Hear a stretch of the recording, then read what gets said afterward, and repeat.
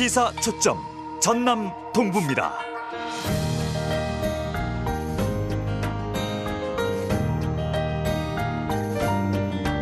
시사 초점 전남 동부입니다. 진행을 맡은 윤영혁입니다. 지난 2013년 국제정원박람회를 치른 순천시가 개최 10년이 되는 오는 2023년에 다시 순천만 국제정원박람회를 열기로 하고 유치 작업에 본격적으로 나섰습니다. 어제부터 박람회 승인 기구인 국제원예생산자협회가 현지 실사를 벌이고 있습니다. 비엔날레와 같이 정례화된 행사와는 달리 국제박람회를 다시 여는 사례로는 매우 드문 경우인데요.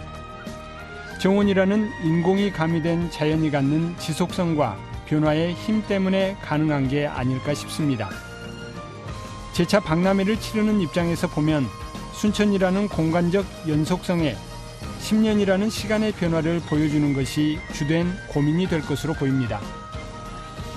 2023 순천만 국제정원박람회는 다음 달 미국에서 열리는 국제원예생산자협회 총회 심사에 이어 오는 7월 기획재정부의 최종 승인을 통해 결정되는데요. 변화된 정원의 모습과 문화가 국제적으로도 다시 선보일 수 있기를 기대해 봅니다. 시사초점 전남 동부입니다에서 오늘 준비한 내용입니다. 전남대 여수 캠퍼스에 첨단학과 신설을 촉구하는 여론이 이어지고 있습니다. 지역 뉴스 브리핑에서 이와 관련된 내용과 함께 여수 지역 시사화제 살펴봅니다.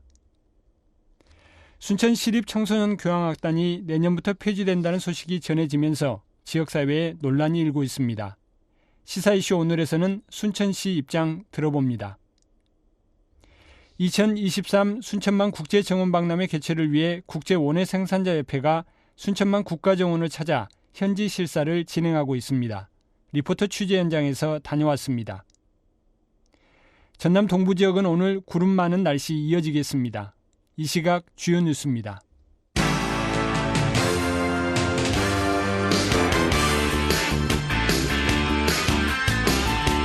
전라남도 의회가 신종 코로나 사태로 어려운 지역 경제가 더욱 위기에 처했다며 특단의 대책 마련을 전남도에 요구했습니다. 도의회 경제관광문화위원회는 도지사를 위원장으로 하는 경제상황점검위원회를 운영하고 경제위기 대응 시스템을 즉각 가동할 것을 촉구했습니다. 공군이 전남 창조경제혁신센터와 업무협약을 체결하고 지역 청년들의 창업 아이템을 사업화하고 청년 창업 기반 강화에 상호 협력하기로 약속했습니다. 특히 청년 창업 확산과 기술 창업 투자 등 연구 성과 사업화를 위한 분야에 우선 협력하는 방식으로 지역 맞춤형 일자리 창출에 적극 대응해 나가기로 했습니다. 여수와 고흥을 잇는 도로 명칭이 조만간 결정될 것으로 보입니다. 전라남도는 전국적으로 명칭을 공모한 결과 지역명과 바다, 섬 등을 강조한 특색 있는 이름을 포함해 270여 건이 접수됐으며 이번 달 말까지 자문과 심사 등을 거쳐 명칭을 결정할 예정이라고 밝혔습니다. 순천경찰서가 지난해 순천 지역에서 발생한 교통사고 통계를 분석한 결과 사망자 25명 가운데 13명이 65세 이상 고령자인 것으로 나타났습니다.